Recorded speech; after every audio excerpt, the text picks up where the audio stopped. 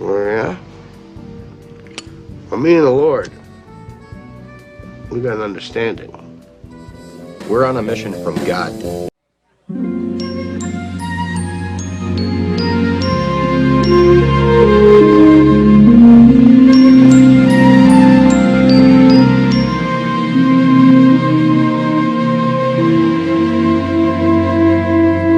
Now this could only happen to a guy like me. It only happened in a town like this. So may I say to each of you most gratefully, as I throw each one of you a kiss.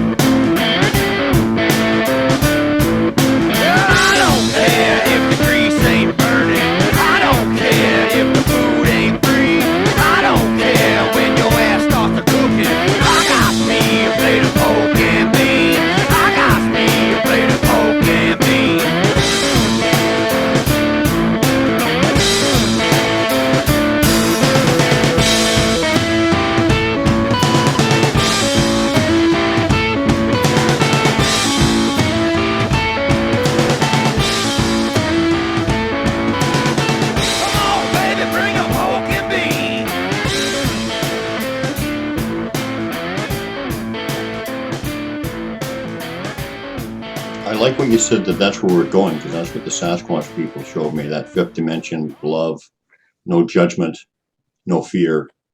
That's the answer for mankind. So that is where we're going. I like that you said that. Yeah, and different places on Earth carry that vibe more. We do here at the Amethyst Center, but it had the natural aptitude being, with all of the geological features that it has. But, we've been working on it. Me and a bunch of other people have been working on it for 20 some years, doing Native American woodland Indian ceremonies here and doing a lot of earth keeping work. So it's raised the vibes of the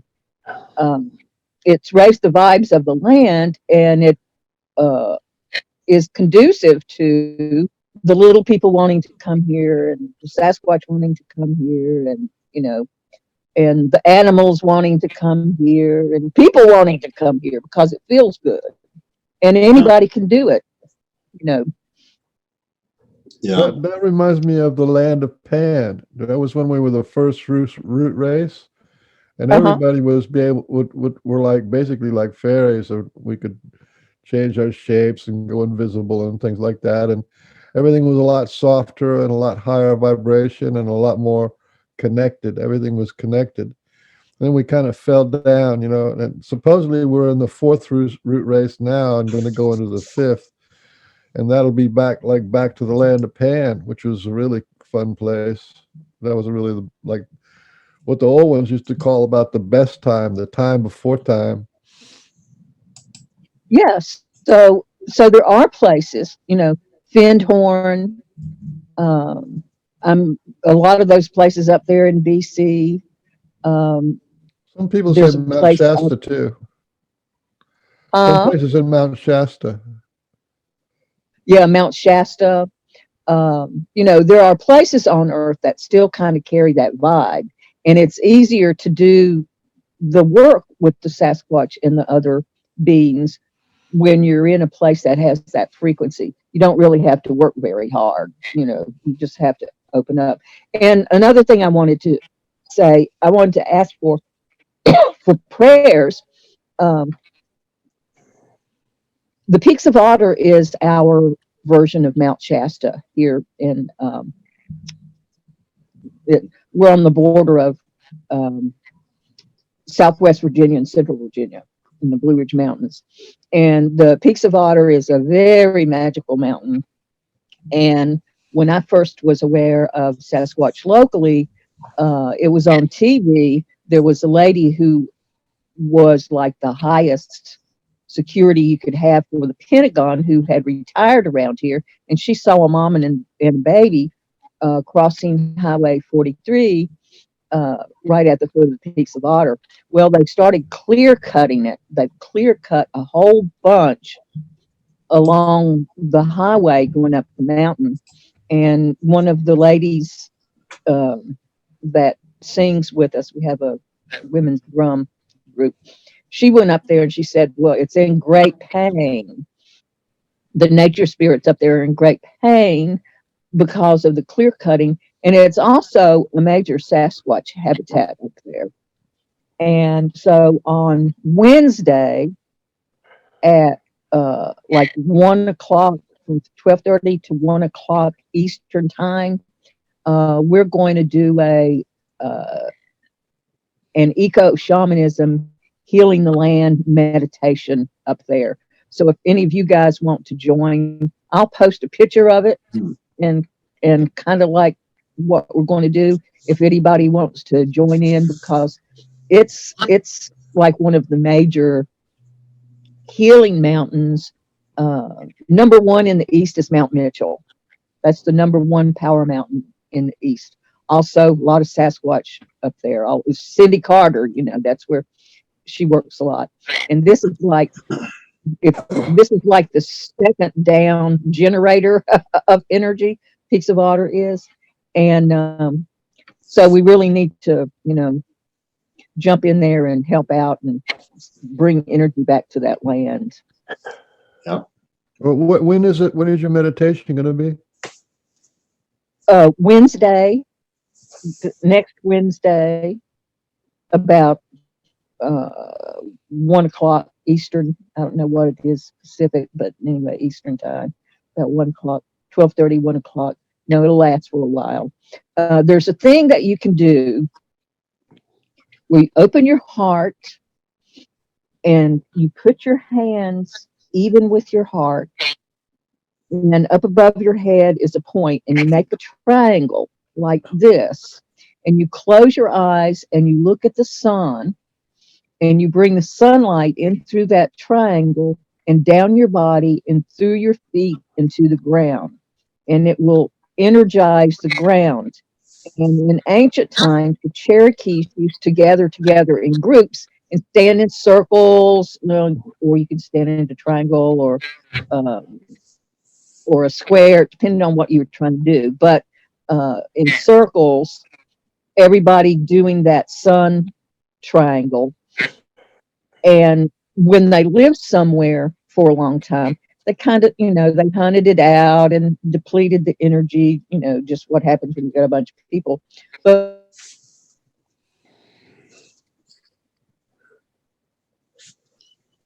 before they moved someplace, they would do that, and everything would grow back very quickly because you put the energy back into the land. So that's one thing that we're going to do. And I've got it drawn up how to do that. And, use it yourself at places that need some, when you're running around in the woods and you run into some place where it, where you feel sadness, or, where it needs some help, that's one thing that you can do. And it's simple. And then, by the way, you get a lot of energy. You can send that sun energy to any place that's congested, your sinuses or your lungs, and kind of melt stuff out. So it's good for you and it's good for the land. How far away is that from where you live?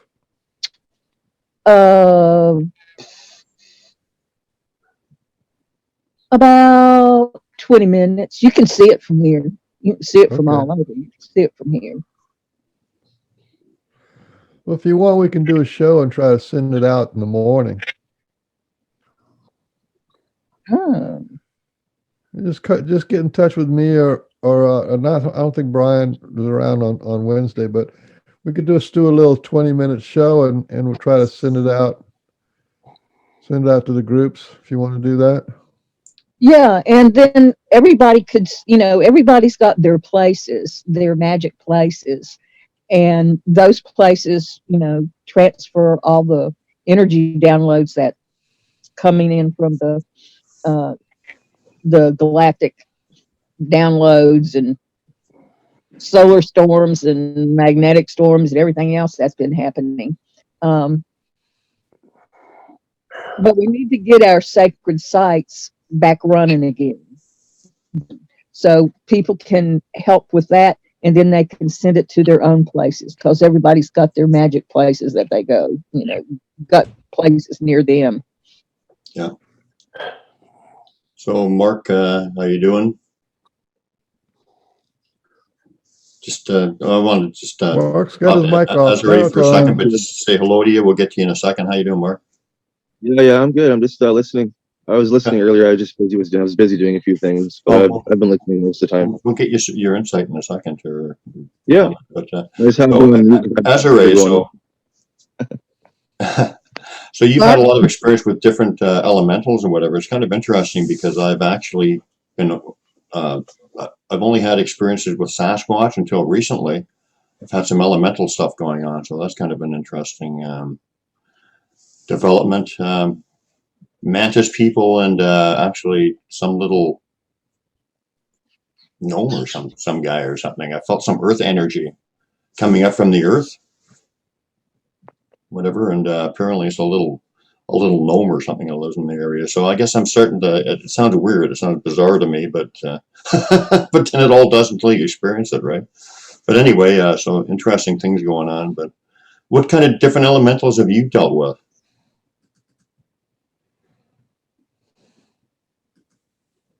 Desiree? Oh, you talking to me? Yeah, what kind of elementals have you dealt with? Well, we have little people here. We have three clans of little people, that are like 4 feet tall or something like that, who are mostly fifth dimensional, but sometimes, and they have medicine men. So 3 of their medicine men, and now they have apprentices, sometimes work with me. They're really good at their jobs is changing energy into form and form into energy. And so they're really good at like psychic surgery and stuff. And when I do things like clearing energetic implants from people, usually they're the ones doing that. They do that. And then we also have different kinds of fairies. And we've actually got videos of them. One day I was at a place where, you can feel a lot of fairy energy, and I sat down and my friend was filming me on the phone, and I said something, and then I put my hand out like that, and it was just this white, clear butterfly thing that flew out from my hand, and people have seen them scampering up trees and things like that. So, they're friendly. It's like with Sasquatch. If you treat them with respect and are kind, then that's the way they'll treat you. But if you don't, like, there's hell to pay. They do now and then snitch things. Once they stole 7 crystals that somebody had brought me that had been blessed by John of God, and I knew that got them. They just vanished. And I talked to a friend of mine, and I said, well, maybe they need them for their ceremonies, like, don't worry about it, but like, gift them something equivalent and maybe they'll bring it back. So I did. And like 2 or 3 weeks later, the 7 crystals show up in a baggie inside a plastic tub that I use for all my setup equipment from when I do shows. Well, I would never put crystals inside my setup bag, but they brought them back, and so since then, every year we like give them crystals and things like that to make sure everything's harmonious and such. And now I have fairy gardens, so people bring things and gift it to them. And I've left candy out for them, like mints, like the Starlight mints. And I'll come back a few days later, and the mints will be gone, but the plastic will still be in the shape it was when I put them down. So, so they're very helpful. But it's like with Sasquatch, you have to get used to, upping your vibe to the level where they are, and they'll interact. The little people around here look more like the leprechaun sort that came over from Europe with the settlers, but up near Cherokee, they look like little Indians.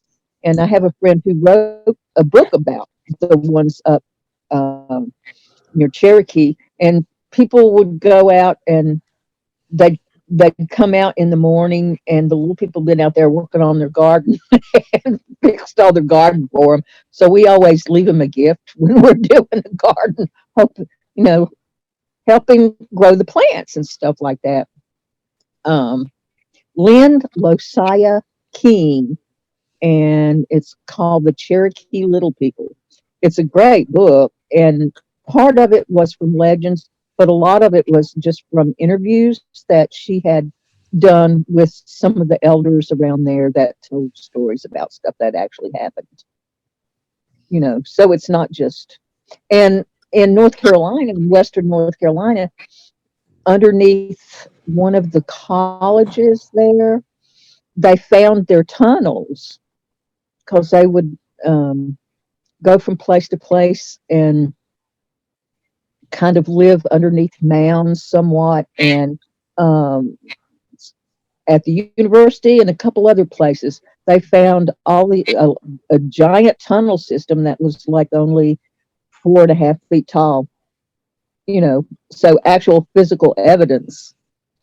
Hmm. Isn't that wild? Interesting for sure. Very wild. Just had to unmute myself. Had some clanging dishes here for a bit, but so what do you call these people? I gotta go. I'm gonna duck out, man. I'm in a lot of pain, and I gotta do something here. I apologize. No, that's fine, Dale. Thanks for stopping in and sharing with us. Go make some Hope you're noise, feeling better, Dale. and I will.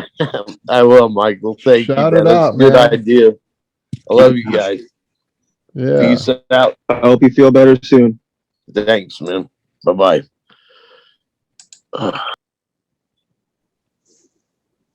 poor guy. Okay. I just got a backdoor message from this lady Tara, and she said she's experienced Sasquatch with all 5 senses, even taste, at one time. How wild is that? Oh, Can you imagine that, feeling Sasquatch with all 5 senses: sight, taste, hearing, everything? wow. Smell. I could see the other ones, but taste is interesting. But Christina Schwinn, she gave me actually that's one of the reasons why I'm starting to maybe connect with the elementals too. She gave me this a thing to say every day to connect with your body elementals, and it's see, taste, sense, and know. So the taste is in there too. That's kind of interesting. And who was this lady that said that? Tara. Does she want to come on and talk come about on it? the show? She's friends with Hale Mindick. Awesome. Hale. Yeah. Yeah. She said he videotaped part of her story. He's the guy who does the Sasquatch movies and stuff. Right. Yeah. By the way, is Azure or Azure? Azure. Azure.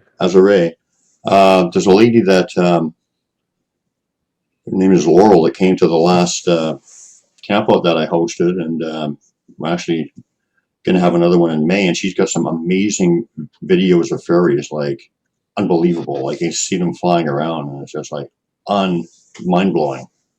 And, she's got a good connection with the elementals and stuff, so that's very, very interesting. But if I can get her to share them with you, or I can get them to you, you'd probably be interested in seeing them. They're just absolutely incredible. So, Mark, how you been doing? Good. I'm good. Got up pretty early. What's been going on with you? Same old, same old. Just enjoying the weather. It's a little bit cloudy, but it's still kind of nice. But it's been nice lately, so I might try and go for a little walk or an adventure today and make sure I get in the bush, in the forest. Gotta make sure Come on I do out and that. join me. We'll go for a hike or something. Yeah. But yeah, I don't know, just kind of taking it easy. Yeah. Yeah. Trying to Actually, stay Joe gave me a stress-free. call. I got to call him back. I think. Yeah. Joe, if you're listening, I'll call you later on today. But anyway, yeah, we got to get out camping again and doing some of that stuff. Yeah, it's interesting. Y'all were talking about other beings too, because there's a lot of things out there. Both good and bad.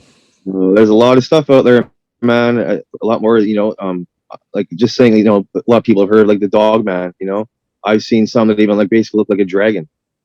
There's some stuff out there that More people seeing dragons than you would think. I mean, there's a lot.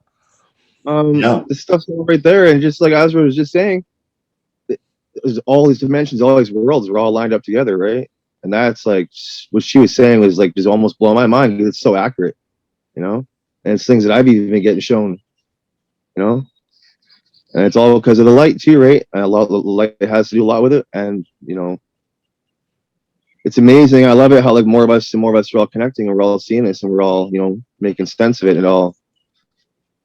The more we're doing this, the better, right? So And then there's the whole ET side. They've been working with people for basically our whole life. They've been taking people, upgrading them and healing them and giving them downloads of information and tuning them up, and we're getting it from a lot of quarters. Mm-hmm. How would you? I don't know if we got into this last time, Mark, but how would you describe downloads and like your upgrades or whatever? How does that work with you? Because they're teaching. How does that work with you? More so, it's just been like with the energy, right? The energy and like a lot of times with like I said, I've known Carl pretty much my whole life. He always kind of just like has been around, and he like will kind of point me in that direction. Like I said before, right? With like either emotion, like a feeling, like emotions, or else sometimes mind speak, right? Liz? You know what I mean? So yeah, I need more coffee. Still trying to wait. Yeah. So yeah, I'm gonna grab some pretty quick too. Yeah, my cup's almost empty. But yeah, So it's been good. So have you had any experiences with them? I mean, we know that they can shapeshift and owls look through the eyes of ravens. They can even impersonate humans, and like as we saw when we went camping. Mm-hmm. I mean, there's no doubt about that was a Sasquatch. There's just no other explanation for it. Yeah, But what have you seen around your place as far as them? Have you seen them as owls and ravens or people or anything like that? Even just the birds that come around regularly. Sometimes though, I get this one bird. Like I think I brought this up to you before a while back. Yeah, it looks like a robin, but it's not exactly a robin. But he'll be there like sometimes when I first come out in the morning, out the sliding patio door to have my coffee on the patio. He'll be right there, like staring at me. He'll always kind of be around. I'll go down to like my gifting spots. And there's like some big structures in there, right? And as soon as I go into that spot, the same bird will come hopping right out of the structure. He won't come flying down from the trees, and he'll come sit up right beside me. I'll put the gifts out, I always like to leave it in like really cool designs and patterns and stuff, right? But like, I always know that they watch me, or like they watch their eyes. They connect with the animals, Mother Nature, right? And I know because like how I feel, right? The feeling I get, the vibe I get from my body, like my energy, my frequency gets so high, and I have to like I said, take these huge breaths to like when they're around. You know what I mean? Mm-hmm. So it's usually the gist of that, anyways. But yeah, they definitely watch like the animals' eyes, right? I thought it was really trippy too when we were up there camping because it was the ravens, and my one daughter's name is Raven. Right? So I was like, yeah, those ravens were with us. The ravens have a lot to do. I mean, they're utilizing the ravens a lot in there. Yeah, Wife and I have had a lot of experiences with ravens. they even left us gift feathers and Sasquatch activity going on while the ravens are interacting. It's very magical relationship. Yeah, they use the otters too. Every time I go down to my spot, like I swear about 90% plus of the time, I'll get an otter that comes out within 5 minutes of me going to the river. Really? That's kind of If rare. I'm poking his head out, he looks at me and he like follows me down a bit, goes down, he's gone. But like most of the time I go there, I get an otter come out of the water and greet me. And his eyes are on me, right? Yeah. Sometimes I wonder, like some of it might just be because, like you've got such high energy and like some people, like animals, that's how they communicate through energy. So they're looking at you and they're saying they're interested, like this guy's different or whatever. They feel comfortable. Their energy is, syncs up with theirs in some way, or at least is compatible. Whatever. I mean, it could be that as well. But I mean, sometimes it's all obviously the Sasquatch looking through their eyes or shape-shifting into them. But like energy is the main way of communication for all of us, even us, once we get to understand it. So, it makes sense that if you're a loving person with heartfelt energy or whatever, that the animals would want to hang around you. I mean, I've heard, it was funny. I heard two guys told me the strangest story I ever heard in my life. Before the show started today, I was out talking to my tree. I say, "Hey, tree," and I said, Sasquatch says, "Talk to trees and listen to the rocks." And then I looked up in the tree, and right above my head was a woodpecker, and he started pecking on the rotten wood up there, and it's just rotten wood started showering down on him. It's like a complete circle of recognition of I saying hello to the tree and the woodpecker, and then it's sort of like I got this rain of little chips of. I mean, they were chips like little rocks or something, except they're real, dry, rotten stuff. I thought that was the most amazing thing, a little recognition there. Yeah. Anyway, like I said, most amazing. This is crazy to hear this once. I heard this from two separate guys. I was talking about Sasquatch with them or whatever, and out of the blue, they said, "Oh, I was out in the wilderness, and a cougar came right up beside me and sat down beside me." Like, I've never heard that ever, and two guys told me that. Two didn't even know each other right in the same week when I was giving them the same spiel, or not spiel, but talking to them. So definitely an energy thing as well. But yeah. So anything going on there lately you want to share with us, Mark? There hasn't been like too much like stuff like compared to when I just talked to you guys like a week ago. Hasn't been like a lot of like seeing like footprints or activity or like stuff around the house. I always feel them. I always know they're around. Like within the last couple of days, I seen one just in the field, and there's like a tree farm over there, and we're really close to the river, right? You kind of know where we are, but you can see one kind of just had his eyes on me, and I can like tell sometimes when they're moving around out there because they always are coming and checking up on me, right? But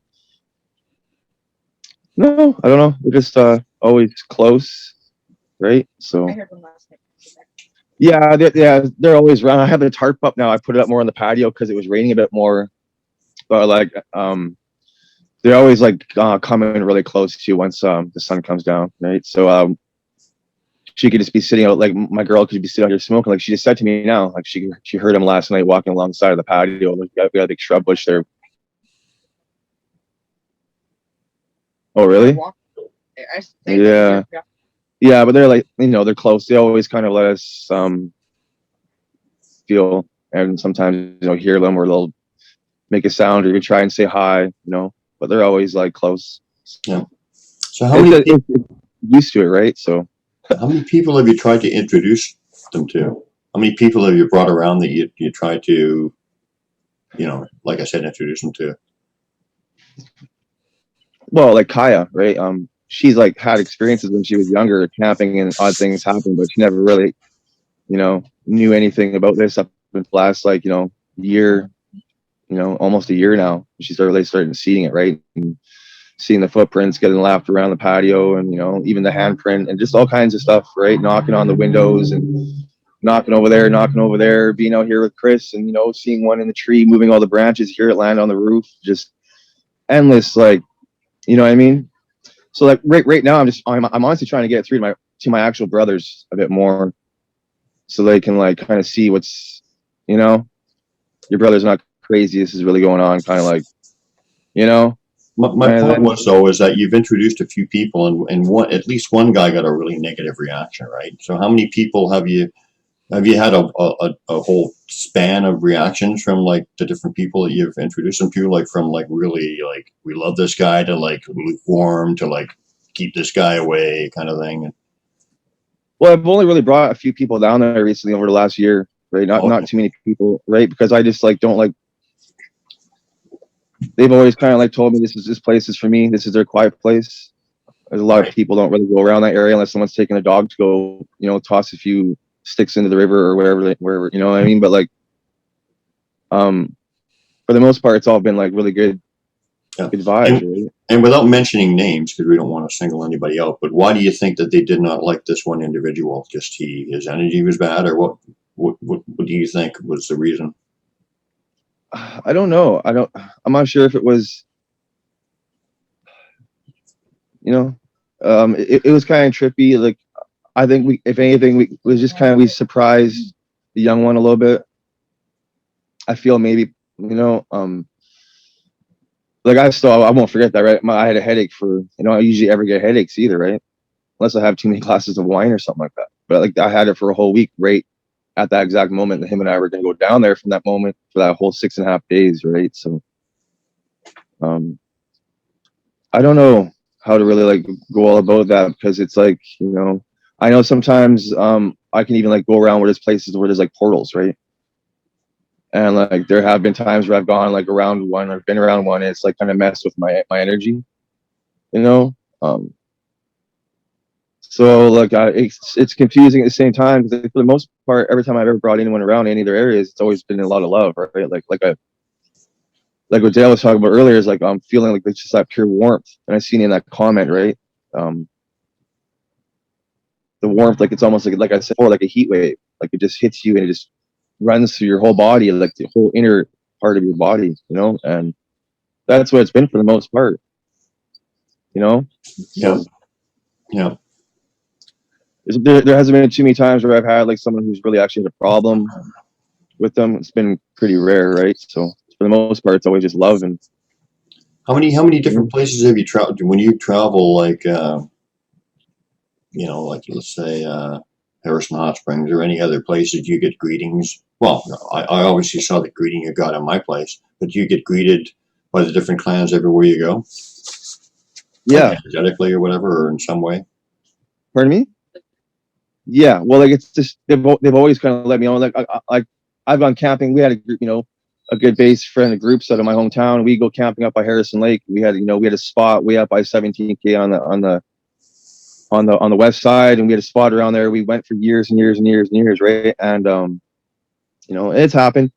You know, we're all sitting around the fire, like, you know, 1 o'clock in the morning, and all of a sudden, you know, there's a little cliff, there's little bays all along the lake, right? And there's a little cliff just around the corner, just around the bend. It's just not far from us along the shoreline, and we could hear them like throwing like boulders that sounded like a car into the lake, right? And it was like right next to us, and like, you know, we all jumped up, and like I knew right away. I knew what was going on, and I even was playing with them. I jumped down into the grass, and I like, you know, they all went looking to see what it was. I was kind of giggling from their energy. I kind of like, you know, and this was years ago, right? They've always just like been around, you know, throughout my whole life. Like I said too, right? Like they've always been around. They've always kind of showed those signs, right?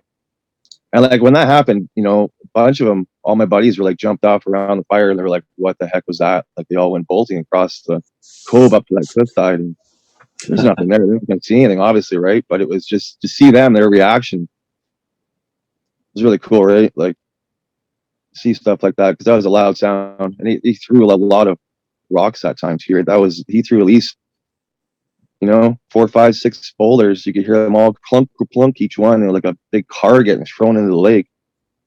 Even where we went up to that spot where they were getting thrown by, there's no big rocks or big boulders anywhere up around that spot too. So that was the kind of trippy part about all that, right? That's very common though. You can hear some kind of noises, and you're sure it's going on right beside you, and you even know what's happening, but then you don't see any evidence of it the next day. Yeah, we were all there too. Like my brothers, a bunch of close friends, all experienced it, right? That kind of stuff. The other thing It's is almost that like sometimes when you hear stuff like that, sometimes only certain people can hear it. yeah. You could Well, hear that like a time for huge, sure, we all heard it. you You could know what I hear mean? a But you got huge heard. crash that'll shake you to your very core, and like some other person right beside you won't even hear it. Like it's bizarre. But I've heard of things like that too, where they've come like banging on someone's cabin, and like 3 or 4 of the guys are getting freaked out, and there's that one dude or a couple dudes that are still sleeping, and they don't get woke up, and they don't hear anything, right? So don't stuff like that, right? So it's right. Sometimes it's only meant for that person, kind of like when you and I were camping, and I got out of your truck, and I right away heard those like 3 taps, right? yeah, I think that was like really, really meant for me. I heard it clear as day, right? Like almost like a wood knock, but not really, right? It was like someone tapping on something, right? Like I don't know. well, it was What's all part of happening? this. They set it all up. I asked that question about the colored stones a few days before. Then they got you involved in it. It was just some miraculous how they do that. But I've seen it so many times, and it just doesn't really surprise me anymore. But it's always like kind of really neat, and trippy. Mhm. So I don't want to actually mention the name of the place, but you were saying that if I can help it, but you were saying that your girlfriend used to camp out in my area a lot, and you saying she had experiences there as well when she was younger. Yeah, she used to camp out there every year all summer. She used And, to go and there did all she the have time. experiences or? I heard them a lot at nighttime, She said she heard them a lot at nighttime. and then I felt things, but I didn't know what it was at the Yeah, time. So she said she felt a lot of things, but she didn't really know what it was at the time, or didn't really clue into it. Felt But thing. like, I remember you saying too. She heard him like making a lot of calls at night. A lot of calls at night. Was it like more like a scream, or was it like no. Okay, I remember one. I'm sitting down. I remember one specific time I was camping, and I was with my boyfriend at the time. I was about 15 years old, and I was with my neighbor, and my mom was sleeping, and we were just sitting around the campfire. We had a few drinks because I did that when I was younger. But anyways, it sounded like across the lake where we were camping, there was like a rager going on out of nowhere. And there's like, not that I knew, there was no like houses around, and it would have made no sense to have a party start that late. It was after the campgrounds were closed and everything. But it was just like whooping noises and loud calls, and like noises didn't sound human or animal at all. We were just like looking at each other like, you heard that, right? Like, I'm not losing my mind. I didn't have too much to drink. What's going on? And then my neighbor brings up, she's like, oh, well, I don't know, maybe it's like Sasquatches or something, because she'd heard about them. My boyfriend was all freaked out. He's First Nations, and I'm sure he's heard stories too. But he was like, "Oh no, I don't think it could be that." I was like, "Well, I don't know. I can't explain it any other way. It sounded really weird, and it sounds a lot like some of the like things I've heard now doing research in the last year, where I've heard like noises from them and stuff. I guess, but definitely one of the weirder experiences I've had there for camping, anyways. Yeah, I definitely felt and heard lots of things when I was camping growing up. I used to go, like I said, every summer, all summer. My mom could go and get really cheap campgrounds because she's on disability, so she doesn't have to pay as much. And then my best friend's mom also had the same thing, so we could go and book up like a whole month at one spot, and then just like use up their discount kind of, and then we just come home and do laundry. Like we were always camping, always out in the outdoors all summer, and there was lots of weird things, but nobody I knew really knew much about it, so I didn't actually know what was going on fully till like last year when I had my first experience with Mark. But yeah, definitely had some experiences out your way. Well, I've got a very strong feeling that you and Mark need to be going and camping there, staying for a day or two. I know my mom's been like telling me like for the last I don't know how many months now. She's like, just take my discount and go camping out there. And I'm definitely wanting to go, but it's definitely difficult planning around the kids, and because we don't really want to go and do all that stuff with our kids really when they're so young, Mm-hmm. There's something. I feel something that there's some reason why you guys should be camping there. Yeah, I honestly like my youngest memories are definitely camping in that area, like Golden Years where you guys went. And then I didn't realize when you came to get Mark that day, but I was like, you told me, yeah, you can text me whenever you need if you need to text me or anything. I was like, oh yeah, cool. Then you guys left, and I was like, wait, they were going to the one that has like no service. I'm not gonna be able to get a hold of them at all. And then he messaged me when you guys got that service at the top of the mountain. I was like, yeah, I know you got crappy service. I realized afterwards, but I think a lot of places in theory, my own theory, like that have bad service like that is a place that they really like to go because it doesn't interfere with their like frequencies as much for she was saying earlier about the different dimensions and stuff. I think it can probably hinder their abilities a lot when they're around places that have more like towers and stuff. Does that make sense? My baby's crying though, so I got to go. I'm not sure. I mean, it's a good point. It's possible, but I've also heard that they hang around those towers too. So, like the big electric what? She has to get back to the baby Eve. She's crying. But She's watching. yeah. Yeah. Mm-hmm. Yeah. So Azura, are you still there? Oh.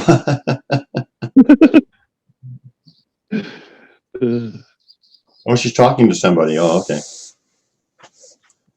Yeah, we got to get camping again soon, man. Get out with I know that Randy wants to go out. Little Randy Barnes and Joe yeah, Joe, I will be calling you later today. I was kind of busy yesterday.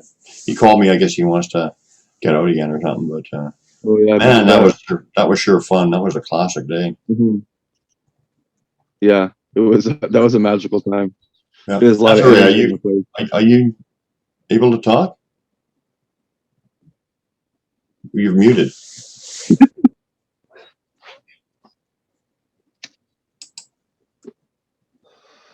Michael's gone, eh? Okay, unmute. Yeah, I don't know where he's gone. Can you hear me now? Yep. Okay. Yep. So what do you think of shape-shifting and cloaking and all those kind of abilities? It happens. I mean, you know, I've heard of people doing shape-shifting, and one of the first times that wasn't the very first time, but like when I heard the really loud call when I was up near Cherokee, and we ended up spending the night at this Cherokee woman's house, and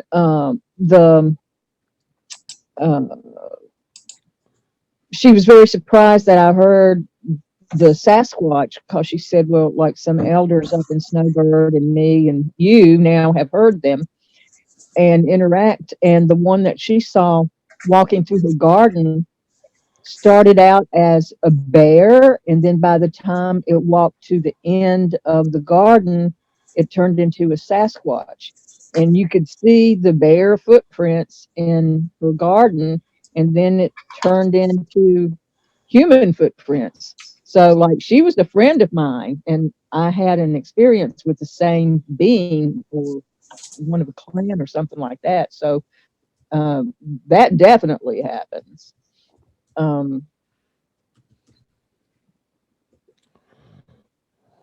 I don't know so much, you know, I've heard some stories of Sasquatch eating crystals.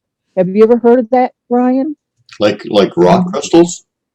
Yeah. No, I Like haven't. they'll cook them up and eat them. And I've always thought, well, you know, if they're high dimensional beings, then if you had a lot of rock crystals in your body, then they would amplify whatever it was that you're doing, and it would be easier to shape shift and cloak and do all those other things, because the rock crystals would kind of help the process along. Which, I mean, that's neither here nor there, but I've always thought, well, like, you know, who eats crystals? That's pretty weird. Where have you heard that from? Have you heard it from more than one source? No.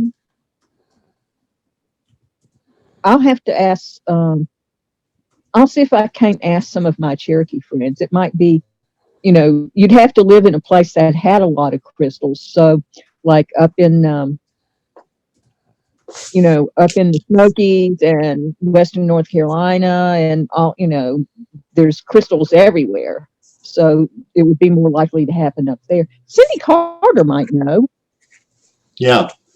So I was going to ask you, some of these places, like my place, Mount Shasta, your area, different places in the world that have this special energy. What is it about them that gives them that energy? Is it what is special about them that they're like that? Well, I've learned a lot about that first from Paige Bryant, who studied with Sun Bear, and she used to live up near Asheville. She wrote a book about the spiritual awakening of the Great Smoky Mountains, and she talked a little bit about it. But who I've learned more from than anybody is a guy by the name of Freddie Silva from Great Britain, and he wrote the Crop Circle book. Are you familiar with that? The like the Bible of crop circles. He wrote the Crop Circle book, and he's written a bunch of books also about temple making and sacred spaces. And he's been on Ancient Aliens and Gay MTV, and he's a funny guy. And so what he talks about is it's a combination of a lot of quartz crystal in the ground and underground water sources and telluritic and ley lines, especially at cross points, like that's where mounds were normally built. And also where it's positioned, like underneath certain stars and constellations. And you add all that stuff up together, and it's going to be a real high energy spot and more likely to have portals. So if you're interested in learning about that, look up Freddie Silva, Silva, and he has a video about temple making, which shows you how to draw the energy to your spot and make a sacred spot. But just look him up on Facebook or something, and it'll list all of his books. And the guy's brilliant. He's funny. I mean, he's really funny and witty, and he's gone all over the world to different sacred sites, and is like a detective for putting all the information together. It's really awesome. So it's got a lot to do with crystals and the energy in the crystals in the areas. Yeah, I've worked a lot over at Great Serpent Mounds, and a bunch of us help like fix it where the archaeologists had dug through it, and and it's a sacred site like the pyramids, which kind of anchor earth energy and keep us stable. And I speak every year up there, or pretty much every year, at their festival on summer solstice. And so it's got everything in the list. It's got a river running by it. There's water that goes underneath the mound and out underneath the cliff. There's seven ley lines that meet at the egg-shaped part up above it. It's crazy. I mean, there's a point there where compasses just go round and around and around in circles, and the birds can't navigate, so they go around and around and around. It's got a geomagnetic anomaly. It's got a meteor crater right next to it that emits a lot of energy that comes up from the earth. So when the ancients built it, it's like a free energy machine, actually. Look up Great Serpent Mounds in Ohio. It's one of the most woo-woo places around. It's like a Disneyland of the paranormal. And if you can't see the ancient Indian spirits and the fairies and the little people and stuff there, you might as well just get a gun and shoot yourself in the head, because it's, so high frequency and so out there. Everybody has experiences there. Give us one of is there any legendary experiences that are just mind-blowing that you can share, or even a personal one from that area? About what? About that area. Around Serpent Mounds? Right. Well, yeah. I went to a show and was vending in Cincinnati. It was a show about crystal technology. You know, I make the life force amulets, and you know, so I'm all into that. And one of my friends came up to me and said, "Oh, you're supposed to wear this necklace." And he put it on me. It was made out of shards of pottery from the Anastasi. Well, like it just blew my head off. And then I put it on my girlfriend. And then on the way back, we saw the sign to Serpent Mound. We'd always wanted to go, but we didn't see the sign on the way up there. So we went, and I saw like the ancients, the ancestors, some of them being giants there on the mound. And it was like you could reach out and touch them. I mean, it was crazy. It was amazing. And How did you see them? Like in holographic form, or like in just like totally 3D, or how did you see them? it wasn't in 3D. You could see through them, but you could still see the outline very clearly. And it wasn't just me. Penny was seeing them too. And we both got this major download. And when I came home, I was out of it. And I kind of sat in a coma on the couch for a couple of weeks. And finally I said, well, I've got to do some work.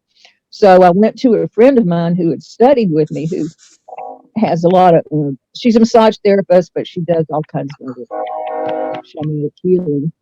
And while she was working on me, she got this information of, we call them the White Light Brotherhood Ascension attunement. She got like this first attunement that helps you go back to your original whole, complete, and perfect blueprint.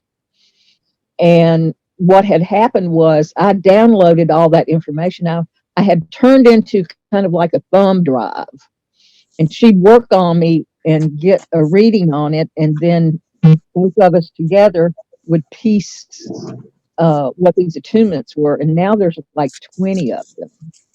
And when we got more anomalous pictures there, then we took a picture of a tree, and there was like 20 or 25 clear swords hanging down from the tree. I mean, it was always something. It's a pretty crazy place. A lot of healing there, and a lot of controversy too, because the conservative Christians and the archaeology people from Ohio and the Friends of Serpent Mounds, who are the people who kind of watch out for it, and the Native Americans all have different agendas and interests growing. And but finally this year, because of this crazy thing that happened, they all got together. So I'm hoping that everybody will get along. Yeah, so that was one thing. It was just like,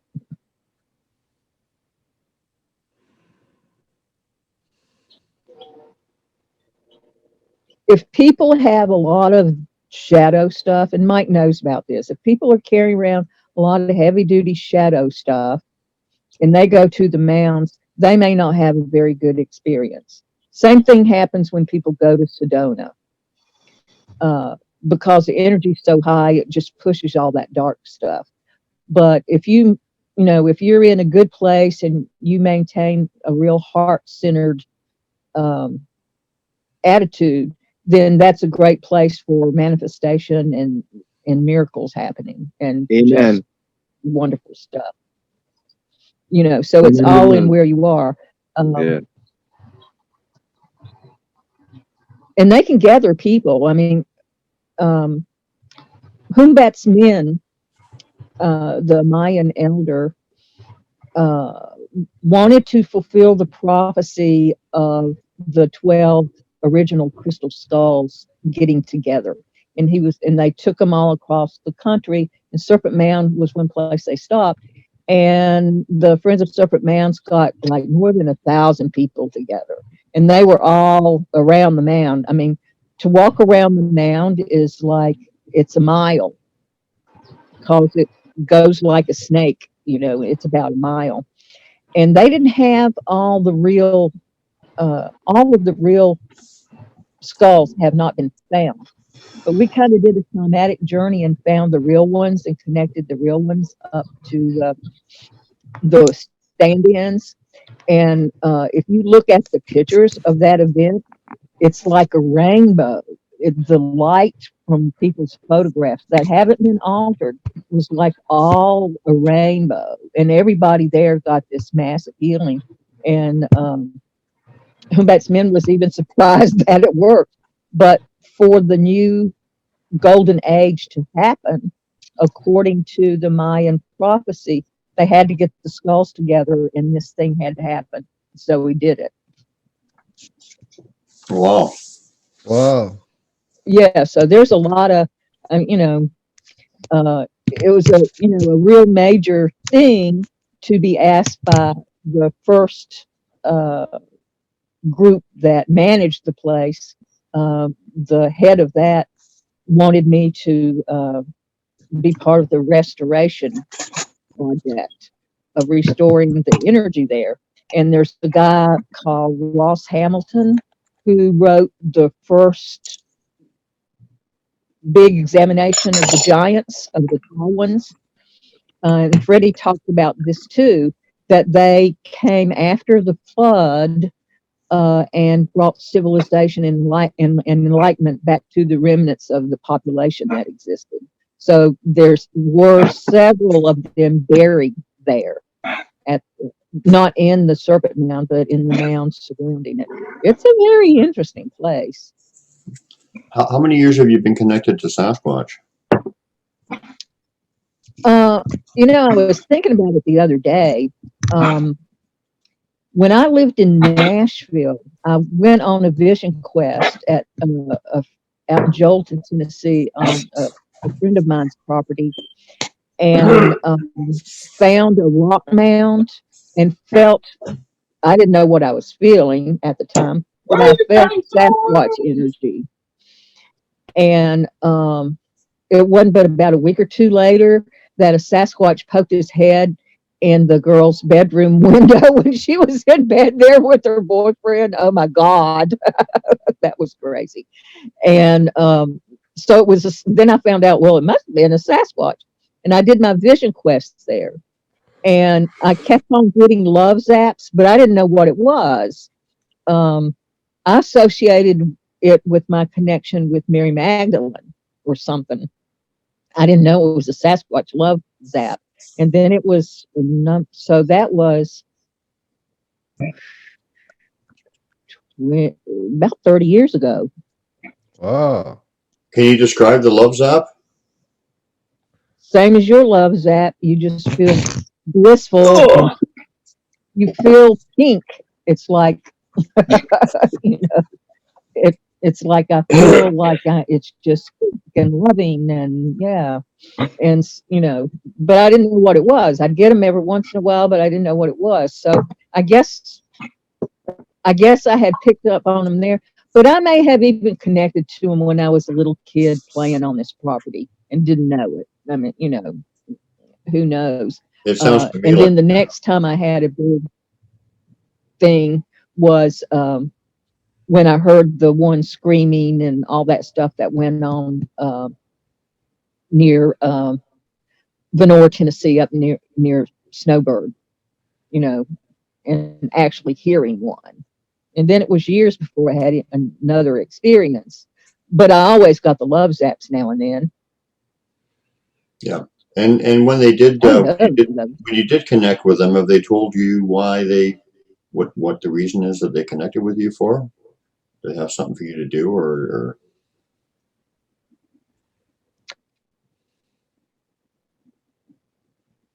Did you freeze up? About Earthkeeper alchemy and teaching people how to take care of themselves energetically and then transfer those skills onto helping take care of Mother Earth. Since that's what they do, I figure, they kind of knew I had the gift or talent for that, and then kind of steered me along the way. I never really asked them that. It's like I just took it for, you know, it's kind of like what I do. So I just put one and one together and got two. Right, because sometimes they'll give you a specific message as to what they want you to do, or just stuff like that. And this one, but yeah, obviously you're doing. I mean, what you're doing is what they want you to do. But, Hey, Hey. hey guys, I gotta go. My friends have come to help me in the garden. Love you all. Okay, Bye. thanks for Thanks so coming much by. for showing up. See ya. See ya. Much love. Hey, Pat, how you doing? Hey, Pat. Jumping Jack. How's it going? Doing good, How you man. guys doing? How come Doing your head is that? You jumping got a jacks bouncy head on there. Yeah, I know. I just woke up. I never sleep until 2. So I woke up this morning. Check this out. I wake up. This has happened before.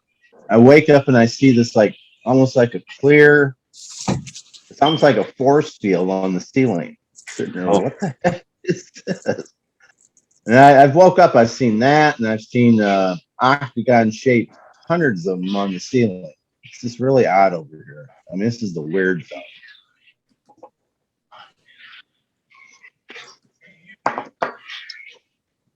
So what? Oh, what about it? Just did it just look weird? Well, Robin saw it too, the octagon shapes. And she told me about it, and I just didn't think anything of it. And then I woke up one day. It was two experiences. I saw it in the bedroom, and then I woke up out in the living room, and there they are again. I said, "What the heck are these things?"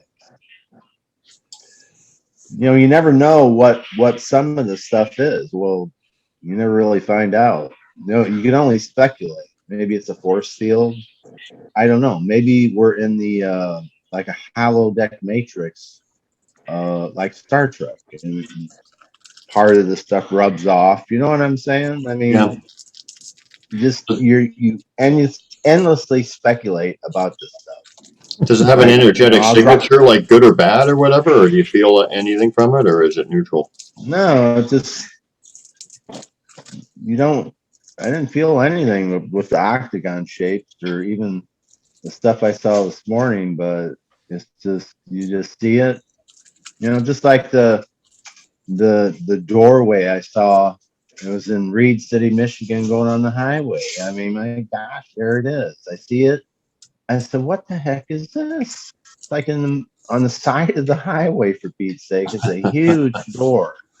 I'm sitting there, what the hell is this thing? And it's there one instant and it's gone the next. That's why a lot of times I believe we live in a matrix, because what I just saw there, and then the doorway.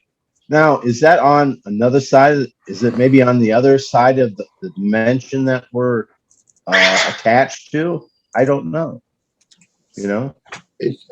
I wonder if it's symbolic that you've seen a doorway. You actually seen like a doorway? Yeah, I was coming down. I got off work. This is where I used to work at a place in Reed City, Michigan. There were foots all over the place, and I was just there when I was at work one day, and I heard in my mind somebody said something, and then I answered back, and she was so shocked that I answered back. It was a young Sasquatch. I kind of talked to her a bit. And then they're in the parking lot and stuff like that. They're all over the place. So, hey, hold on. What the heck is going on over here? Damn.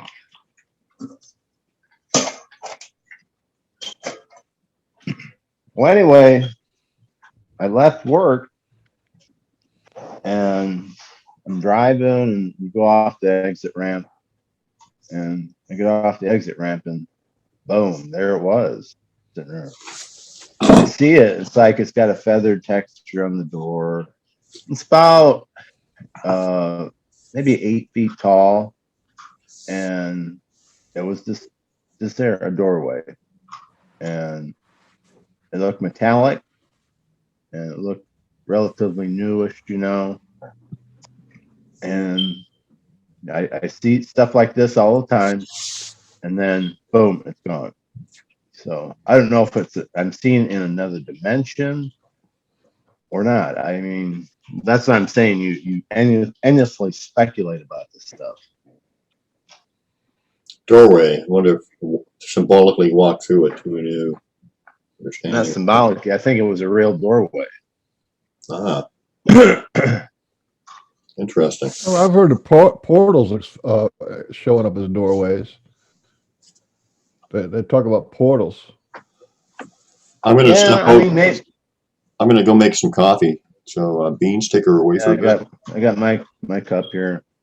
Yeah, I Take gotta- it away. Does that mean I can You can Yeah, I would contribute. agree You can if I actually want. contribute something. My Batman cup. Well, you guys got industrial sized coffee mugs. No, not me. I got my Batman cup. I couldn't find the industrial one, so. I am Batman. Hey, I'm Batman, and I've got a Robin, so there you go. All right. How's Robin doing? She is in visiting our son in Kentucky and his newborn infant. Wow, grandma. Yeah, Congratulations. she's very, very excited. We are very excited. It's a happy time. Always when you have a newborn infant, it's a very, very happy and cheery time. New life on Mother Earth. Mm-hmm. I hope we Very get I hope we get all this political and weird stuff cleared out so when the kids grow up, they don't have all that stuff to worry about. Yeah. Politics And also, I'm selfish because I know that they did studies on reincarnation, and you only spend 16 months on the other side. That means if I was to die today, when I come back, Biden would still be president. So I want to make sure I want to get this stuff done this lifetime as I can, so brother, so I don't have to face it next lifetime. Can you imagine that? Facing Joe Biden again. Oh God. The first memory of life is Joe Biden. No, you know what that sounds like? A Saturday Night Live skit. Does it? It does. Oh, 16 wow. months. That's all there's these guys who did all this research, and they did it in I forget, it was like Taiwan or what is it, Cambodia or someplace like that, and then they did it in India, and it was all about 4 countries, and so they gathered together all the kids who remembered their lifetime, but because they were like in villages and stuff, they say, oh yeah, I was in this village and I died, and and then they would go to that next village and they'd start asking about if that person was real or not, and they would confirm that kid remembered his past lifetime and his name and how he died and everything. So really, they had it after it got to be around 1,000 of these kids. They got it dialed in to where it was like the average time, or the most common time, is about 16 months, a year and 4 months. Really? Wow. I mean, yeah, it's a year and 4 months you're on the other side before you come back. So people who die, like my mom or dad, they'll be back. And probably already back, huh? They're already back, yeah. And she's an infant, or she could be a bird, or really anything. Well, I don't know about that. I think people tend to once you get to be a human, you kind of stick with human for a while. Oh, okay. It's a lot to work out with being a human. I mean, a dog's pretty easy. You know what I mean? It's full of love and happiness and stuff. And yeah, we got a dog like that. Her name's Monkey, and she's like, well, there's a story about that. And the Bigfoots came to us and said that there was a puppy that was trapped inside. I mean, there was a Bigfoot trapped inside a puppy, and it was an ancient one. So we had to find this puppy, and we found the puppy. We got the ancient one out, and we had to, fill the dog with something. So we filled it with our, the energy that's around here, and Monkey is the most happiest dog. I always I call her the living tail, because when she wags her tail, she wags her entire body.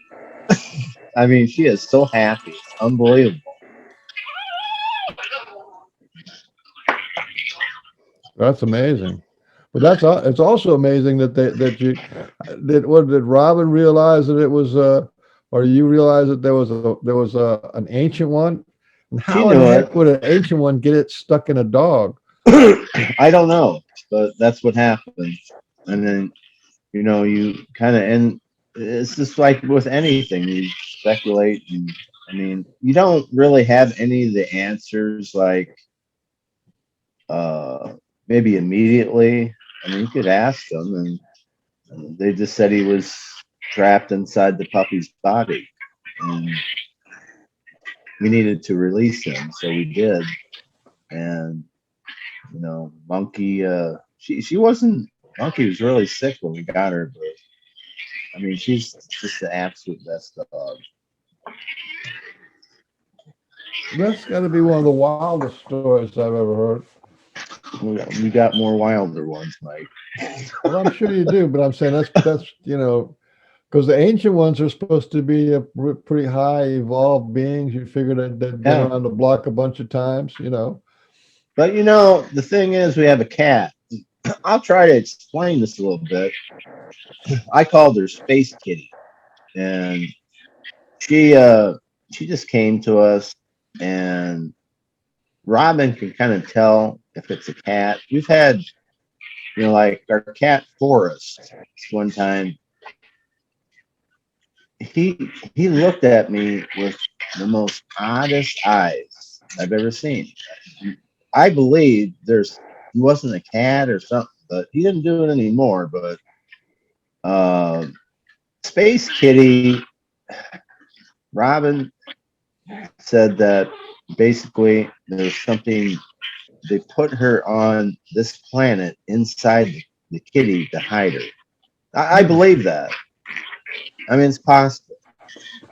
And Space so like Kitty, she like some high being or some no, she was a princess, and okay. they were hiding her to basically hide her from being killed, I guess. And so they chose the form of the cat. She didn't like being a cat at all. She just didn't like all the things that she didn't like the food. And she liked people food, and she'd come up, and every time you'd eat, she'd come up and try to eat off your plate. But I didn't think she acted like all the cats around the house. She didn't even act like any of them. So she's kind of weird. And I dubbed her Space Kitty. So really. So you figure it was like an off-planet kind of a thing to say, well, we'll just give her 6 or 8 years as a cat and let things. I don't know. I mean, it was probably, it seemed like it was more a calculated thing where they would go ahead and hide her essence or whatever, her soul or whatever, or her inside a cat to protect her. It makes sense, It kind of does in a way. The world is the universe is, I agree with it's you. Really odd, isn't it? Yeah, I agree with you a little bit on the world is like a matrix kind of a reality or really, you think so? I mean, hologram or something. Yeah. It's just like there's a glitch. There'll be a glitch. You're walking, and there'll be a glitch in the matrix. They can't, if it is, they can't keep it operational or perfect all the time. And then there's that glitch in the matrix, and then you see something, but you see it, see the doorway, but I mean, what does it really mean? And that's the whole thing. And the thing is, if I was listening to a book It was called The Threat. And this made perfect sense. Now, if the aliens came down here, Mike, and they were around all the time, we'd begin to figure out, what they're like, etc. And the same thing goes for all the other beings. We would figure out what they're like, their weaknesses, their strengths, and stuff like that. I think not in maybe a lot of the beings, they hide themselves because of that. And it's for protection as well, but Because they're a lot more normal like we are, a lot more weirdos, well, yeah, I mean, there's the threat goes into basically what they're trying to do is they're trying to take over the world from within. And so what do? They go ahead and they take the world over by doing the hybridization and linking their alien DNA with human DNA, and then over the years he goes over and a lot of these abductees tell that basically what they're doing is they're trying to get a alien that'll pass off as a human, hands down. And that's what it is. Yeah, I think they got some of that. Silent takeover. And you could be at Walmart and, you'll have a hybrid alien right next to you and you'll never know it. I mean, pretty wild stuff. I saw some actual human aliens one time at a UFO conference, and they were like 7 feet tall, a man and a woman. They were like about yeah, they're Was it basically giants, and they walk real eloquently, but they were as thin as like toothpicks. They didn't even look. Somebody was saying that the tall white aliens, they go to Las Vegas and play the casinos, and they see them there a lot. He said they're really, really tall and skinny. Maybe that's what we're doing. It could be. I don't know what they were, but it was definitely no question. You could take one look at them and you knew they were alien. They look really nice people, and they were living in a human body, but they were like 7 feet tall, 6'9", 6'10", or something like that. They were like ridiculous. That's tall. I'm 6'6" and that's tall. Yeah. Well, imagine being six feet tall and as thin as his finger. I mean, they were thin. Where'd you see these people? Starvation diet or something. Yeah, they were aliens. No, they're on gerbil food, Mike. Where did you see them, Mike? Huh? I mean, beans. Where did I see them? Yeah. What is that? Miami. They were in Miami. We're having a UFO convention there.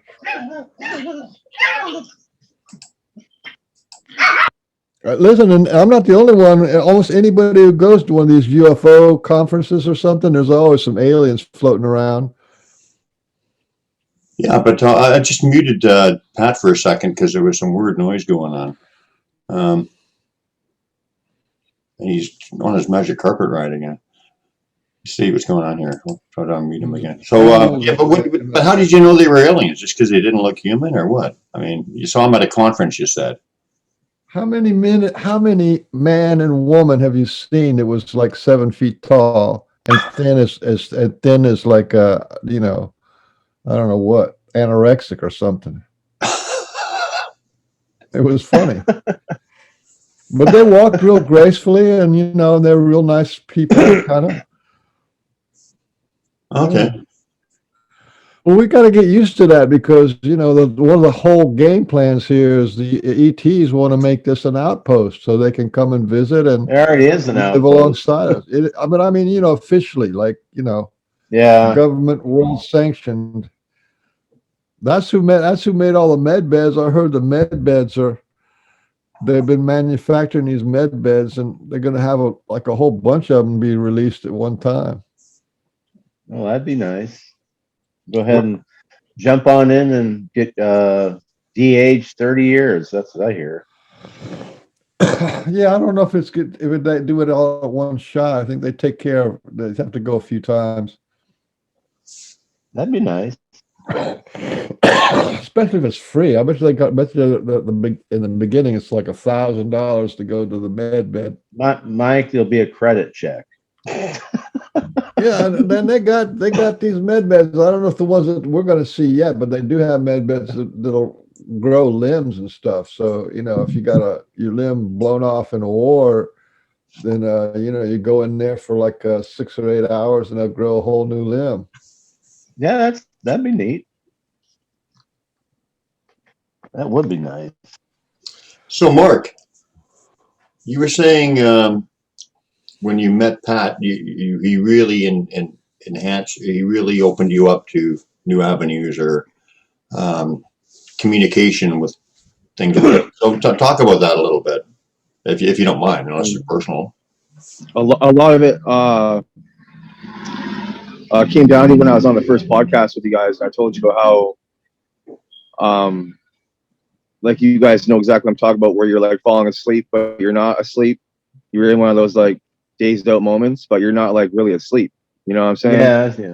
Yeah. Like a phased moment, and like that's when, like, I was talking to them before this, and through like our buddy Dave. That's how I met Pat and Robin, right? That night it was really late, and I could hear her coming. Like it was like so real. I'm not even sure if it was in my head or on the side of the house. I'm pretty sure it was almost basically in my head, like a mind speak, and I could hear her like beating, like you imagine like a grizzly bear or a silverback gorilla doing that, like boom, boom, boom, boom, boom, boom, like just full out banging with like the nails and just the screaming and the pain. I could feel it and I could hear it and I could feel the emotion and everything, man. And like that whole morning, it's like I had tears in my eyes. Like I literally had tears raining down my eyes from the pain I could feel from her and from something else. But it was so overwhelming, right? Empathically, you could feel her pain. Oh man, it was just overwhelming. Okay, I needed time outside. I needed more than a minute. I needed to, like, and I messaged Robin in the morning. The next morning, I messaged Robin, and I'm just like, something's going on last night. It's like, I could hear the banging on the house, and it was kind of like more violent, like call for help, kind of, But at first, we kind of, she even said it, those young ones like to play around, and I knew right away it was something different, right? And like, I am pretty sure she was busy, at work or running around, and like she's like, I'll go feel around and I'll see what I can find, like, with her energy and see what's really going on, right? And then she messaged me back shortly after saying that there's one that's, I'm not sure if it was a farmer or who, but someone shot one and he was not doing very well. He was really, he was getting, much more longer, he would have maybe died, right? He was in rough shape and he was cloaked, hiding out in the back of the field, and his family was all, his young one and the mother were all separated. And I could feel like the energy from the young one being scared. I could feel the energy from the mom. I could feel the energy from the father start coming in after I picked up off those two. And that's when it was like, in that whole moment, I had to wrap my finger around this for a little bit too, and I needed a second just to like kind of take this all in. It's like, this is really happening, I'm not even sure if it's even like they know that I'm like, because they know I have my energy, I'm connected, I can hear things, I can mind speak, I can do things, and maybe they know that I was connected with Pat and Robin, right? And they know like what Robin's really capable of doing, which is phenomenal, right? And Pat, right? Just saying, it's phenomenal stuff. I had to help her find where the male was and help her with like finding where he was. I had to help like kind of locate where he was. Right. So once I kind of felt around and I, wrapped my finger around all this, I could feel him. I could feel his pain. I could feel almost like his energy, but like just fading, like and the tears, right? Just running down my face. Like literally tears just running down the side of my face, man. You know, and I'm not sitting there pouting, crying. And then she finally, like, you know, talked to me and said, you know, I found him. You know, I'm working on him now. And, you know, I could feel him turning into King Joe. I could feel like it was an amazing feeling, you know. Amazing feeling is not even a way to explain it. It's just another more powerful word. You know, it's phenomenal. And like all around that time, you know, like just everything just changed. Like I always said, I have that, like, you know, that vibe or that feeling, or like the antenna, and it's like a sound vibration, but with energy, and it's just getting more and more powerful. It's expanding, and everything's just changing a lot, right? You know, I feel like the more come around and then more come watch over me, more so too, because of all that's going on. And like we look out for them, and they like kind of look out for us. You know, so there might be some people that say like we don't protect them, but in ways we do protect them and we help them too. And Pat knows that firsthand. You know, because that wasn't the only time we've helped them, and that's what we, you know, changed since then. So it's got a lot more magical. You know, to feel their feeling and their emotion inside my body. It's just it's amazing, man. Say that one more time. To feel what? Their emotion. Oh yes. Like if they're going through their pain or their happiness, or you know, basically almost kind of feel like at some points in times they're looking through my eyes and they're part of me, you know. So yeah, they can do that. That's the all one. That's the all one in no space. But you know, they're in you as you. That's the multiverse. Powerful stuff. Yeah. So like all you do is just basically you reach out. Let's say you wanted to contact. You know, you got to have a kind of maybe like a reference point, and you just reach out. Let's say like you want to. Somebody's having trouble, and they're with a foot. You get the picture in your mind, and then you just do a global and say who's having trouble with such and such, and then pictures in your mind. You'll more than likely always get somebody talking back, and they'll say, "Well, yeah, it was me," or whatever, you know, and then you go from there. It's the multiverse. Yeah, I like to say it. Yeah. My cats are latched to me, man. I can't even sit down on my couch without my cat being on me, and they're all trying not to sit on one because they're so excited to freaking see me, man. I'll be walking in the kitchen, he jump on my shoulder. I'm a giant. They want to be attached to me. You want some cats? I got plenty here for you. We'll send them UPS.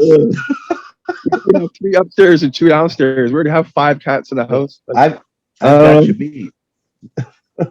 Yeah. So I don't know. It's that your energy is very, very, very key, right? So. Well, yeah, it's that energy thing. Right on you, like 24/7. Yeah, I have to sometimes tell them like, not yet. Wait till I take this coat off. I don't want holes all it or whatever, right? Like they're like always wanting to come cling to me, and yeah. So as soon as I'll hit the couch or sit down anywhere, they're all on my lap and they're all laying on me and they all want to be on my chest or rubbing in my face. And right. I had this one instance. I'm at my daughter's in Charleston, so I'm on the couch and I feel like, and somebody told me they do this. Something was actually sitting on me. I'm sitting there. What? It was the weirdest feeling. I'm sitting there. I go, what the heck is going on?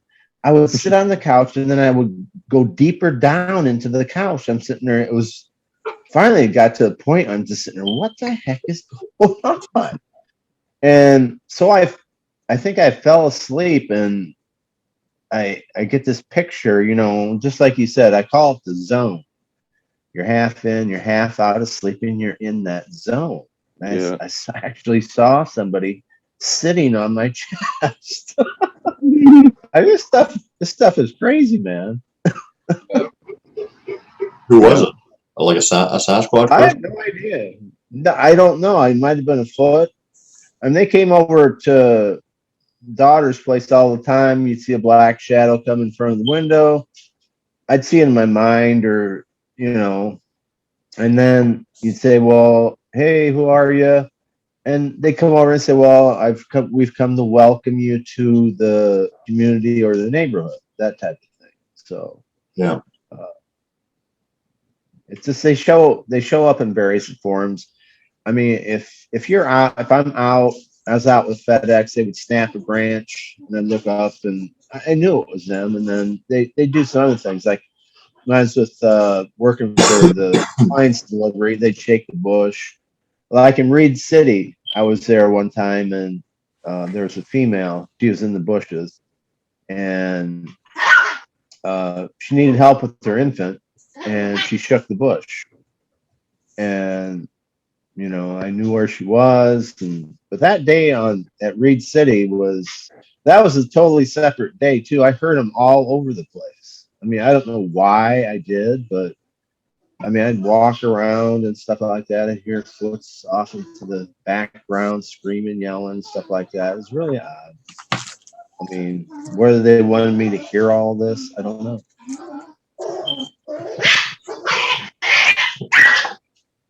Hey, The birds? Yeah, what's that? That sounds like cats, metallic cats. No. Something. these puppies. Boy. Well, we're going on 3 hours here. I don't know if we're going to get anybody else on. Anybody want to wrap up with any thoughts? What's that, Beans? I said we're going to have to break the God barrier, because the physicists say there's only one energy in the whole universe, and there's only one mind in the whole universe.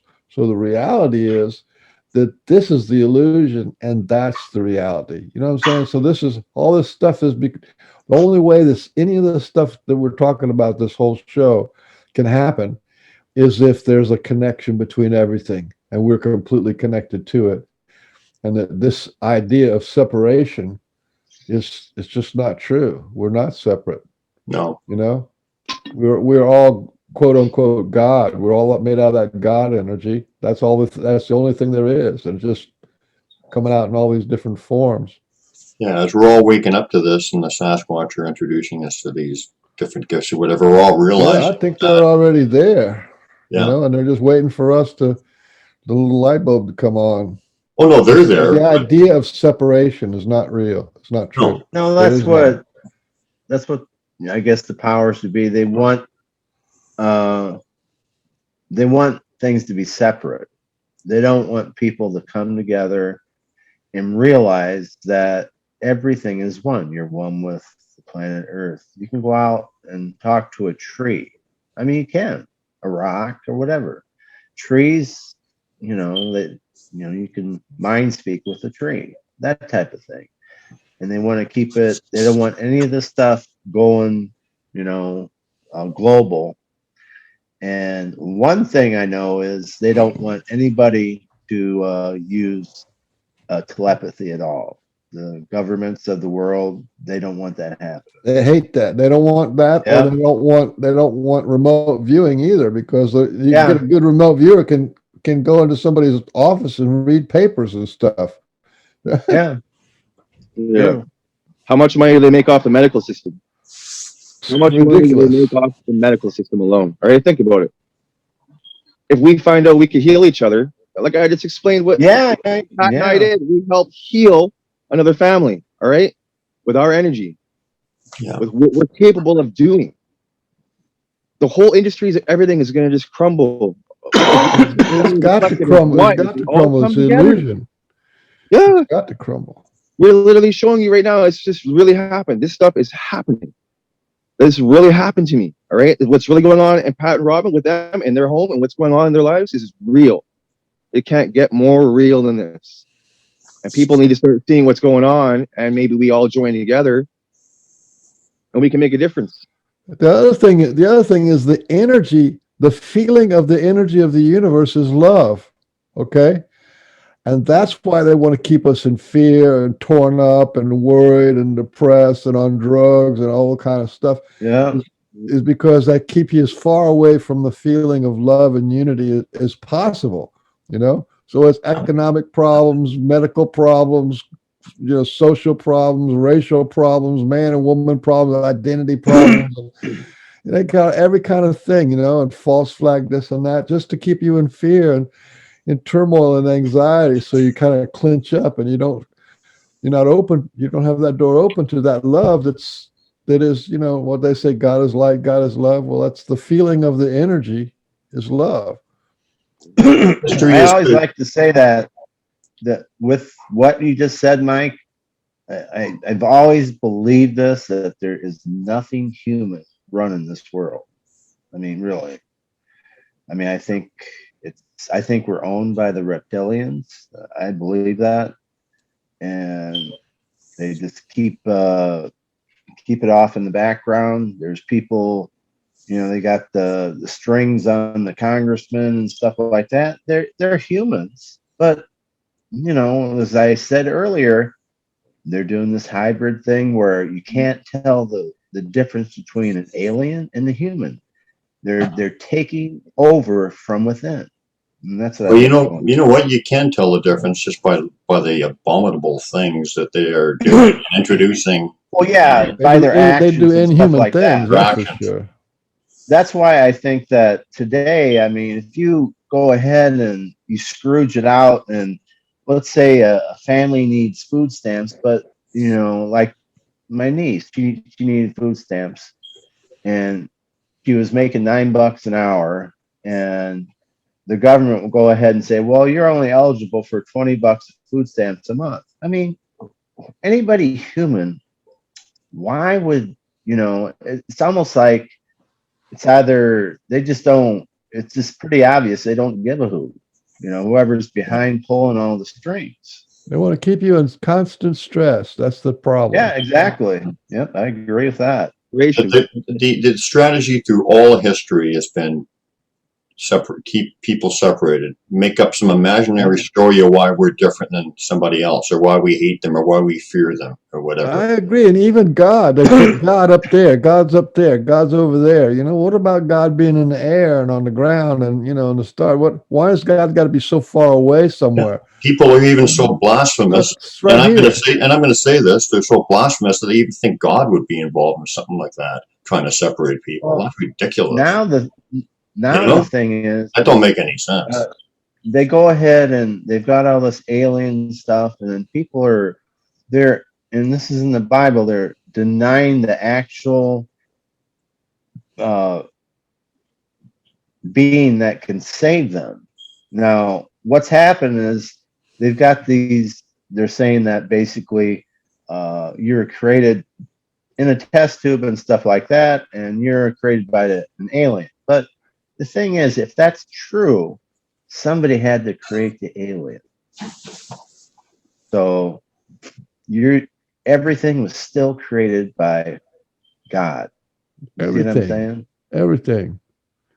And they're total. And look, even God is a misnomer too, because if you look out into space, that darkness that's in between the stars, that's where God emerged. So God is an emergent phenomenon just like we are. The real ground of being is that darkness in space.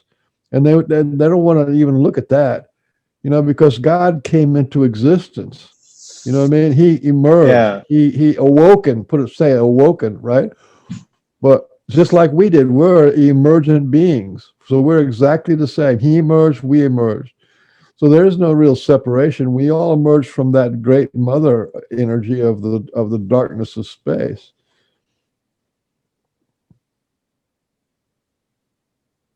Well, all of matter, all of the planets, all the stars, all the gas, all the dust, everything in the universe is only 4%.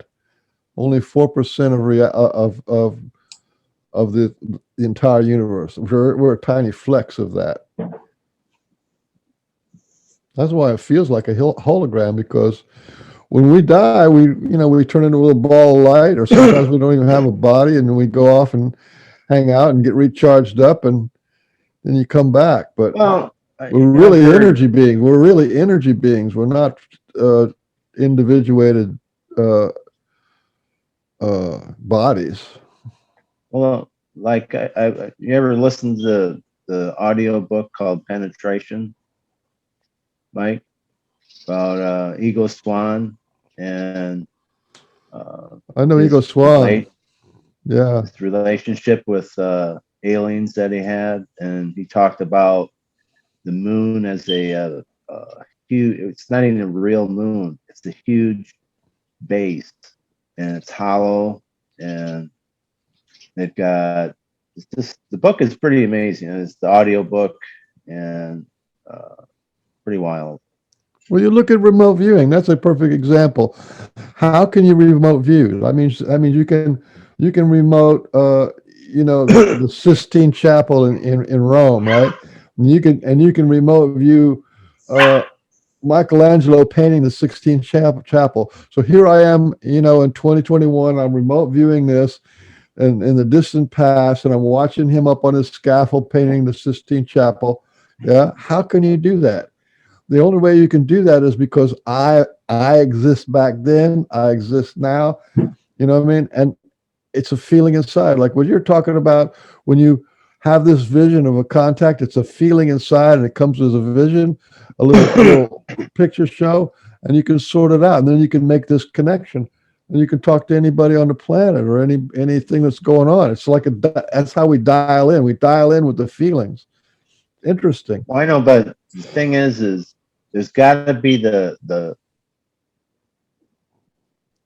You just hit your mic again there, Pat. and believing and having faith in that ability. And I always say this: never doubt your ability, and all you guys never doubt your own abilities. And I always say that to myself: never doubt your ability, what you can do. I mean, you got, I guess talk to a lot of foots and stuff like that. And, I don't try not to. I mean, I'm only human, but I try not to doubt. I mean, a lot of the stuff that comes across, But the two words "I can" is important, I think, on anything you do. Yeah, this is what discourages me about the ape only, is that they want to avoid anything spiritual, anything woo, anything supernatural, anything having to do with energy, and because of that, they have this big blank spot. So it's only physical. It's only an animal, and and like this lady Azure was talking today. She said they live primarily in the other dimension, and they only come to this dimension when they want to. I don't know if that works for all of them, but I know some of them are that way. And Hey guys, I gotta run off a bit. I'll be back in a few. Yeah. Well, maybe it's just like 3 hours. Maybe we should. We might be locking it down pretty soon, but we're already over 3 hours. You gotta make this thing so you can load it up onto. It doesn't take 3 weeks to load it up to YouTube. No, it'll be fine. So anyway, so that was interesting. An interesting show. A lot of different people came on and shared some perspectives, and I hope got more people who want to come on. I mean, when they get their, Coastal Chick wanted to come on, and Teresa Martin wanted to come on, and who else? There's a few others. Lynn Thompson. Why didn't they come on? Because of you. You intimidated them. Oh, well, hey. That's a good thing. Because of me, I'm too handsome. It is hard to bask in your glory I have to, that's why I've got this blue tint on my glasses. I can't look you direct. Oh, you gotta use filters. I have to have a filter, yeah. Otherwise, I'm just like completely humbled by the beauty of your being. Everybody's got their own little problems. Either their computer doesn't work, or their phone doesn't work, or or they got to go somewhere, or they got to get their hair done. Yeah, get bad internet or whatever, bad reception. Yeah, so it's okay. We had a good show. I think we got a lot accomplished. I think we did. Okay, well then, Is this the end of the show? What do you think? You're the boss. I wouldn't care. I'm happy. I feel complete. Did you want to check the see if there's any questions first, quickly, before we? Why don't you do it? That's your job. You Pat McRae. So I had a friend call that hasn't been feeling well, so he's going to do his little healing thing. And I talked to Barry Webster. Barry Webster, he's cool with us coming on, and what else? Then this Tara lady, she's like, she said she's not presentable at the moment, but I'll be absolutely happy to come on. That's the lady I think that has experience with all 5 of her senses. Yeah, I have a lot in common with that.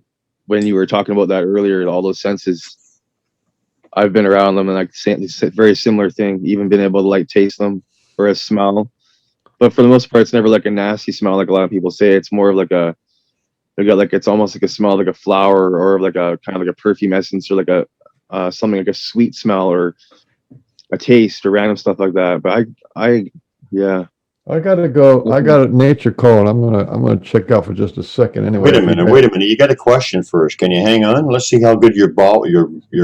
Oh, I can't hold it anymore because I'm old. Go. I'll be back. Don't sweat it. Hang it first. No, I was gonna say hang it. Hang it. No, I meant hold on. Well, I guess he's gonna go hang it, and then he's gonna. Yeah. Because we got a question actually. Oh, wait a minute. Oh no, he already answered it. Okay, he's already ahead of me. Alrighty. There we go. I guess there's no real big questions or anything. So. Well, thanks for coming on, Mark. Yeah, for sure. Everyone get in their heart space and go out there and put your heart out there. Get your energy up high. Go listen to some music. Yeah, that's one of the reasons why. That's one of the reasons why people say, like they can't.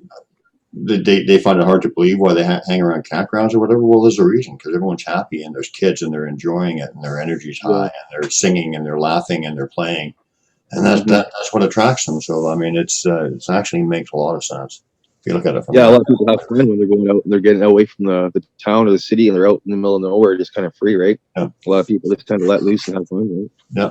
Pat wants to come back on, but I'm trying to wrap it up. Should we let him on to say goodbye? I guess. Yeah. Okay. You know what goes good with pork and beans? Cornbread. That's cornbread. See? Real southern cornbread? Yep. Now that looks like you bought it. Did you make it? It was from Kroger's grocery store. That's in the South. Anyway, I don't know what Pat's doing if he wants to come back on, but I'm trying to wrap this puppy up. Are we just put done here? Doing? He didn't listen. Oh, he has a friend who's sick. Well, but he just came back on. Anyway, whatever. Anyway, guys, I enjoyed the show. I enjoyed everybody who contributed. If we can get more people on next time, that'd be great too. Thanks for coming by, Mark, Pat. Yep. Mark's our co-host. Azare. Who else came on? Dale. Dale, yes. I'm terrible with names. Yeah, Dale, thanks for sharing that. And let's put some prayers out for Dale. Let's all put some prayers out for Dale that he's feeling a little better and that he gets some emotional healing or whatever he needs and through these tough times. So I want to put that out there too. So everybody. He said, Pat McRae says he's back. Yeah, well, that's good, but we're going. So I don't know what he's coming back to. Yeah, I gotta get to my family inside. I gotta see you, Pat. Nice to see you back, but we're heading out. Okay, guys. Thanks a lot. Yeah, good show. I love everybody. Wait, hold on. On behalf. Love everybody. I love everybody. And Frank Oliver Baines. I love everybody. Hey, man. You say it then. Come on. I love everybody. See what I'm working with here, guys? This is a hard gig. See you later. Find your heart, Have a get good in your weekend. heart, and stay in your heart.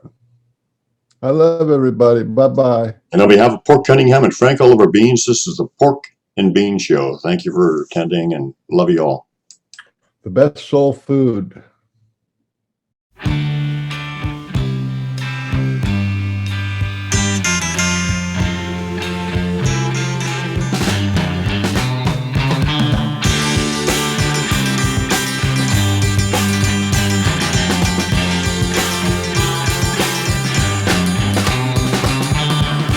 Big sky, look down on all the people looking up at the big sky.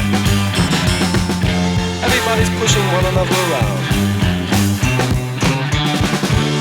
Big sky feels sad when you see the children scream and cry. But the big sky too big to let it get him down. Big sky too big to cry. Big sky too high to see. People like you and me.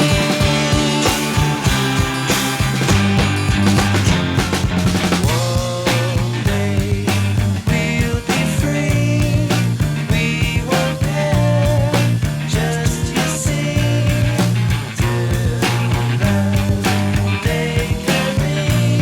Don't let it get you down. When I feel that the world's too much for me,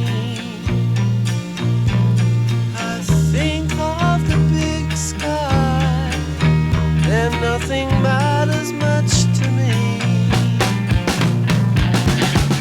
Big sky, look down on all the people who think they got problems. They get depressed and they hold their heads in their hands and they cry. People lift up their hands and they look up to the big sky. But the big sky is too big to sympathize. Big sky's too occupied. But he would like to try. And he feels bad inside. Big sky's too big to cry.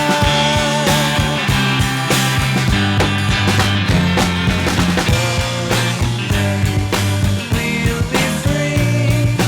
We won't care. Just you wait and see. Till that day can be. Don't let it get you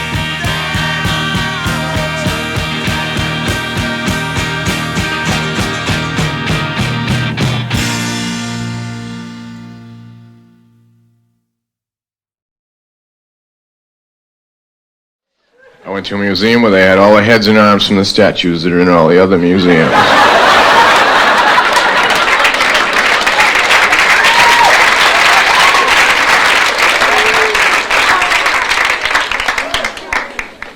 I had trouble going home from there because I had parked my car in a towaway zone. When I came back, the entire area was gone.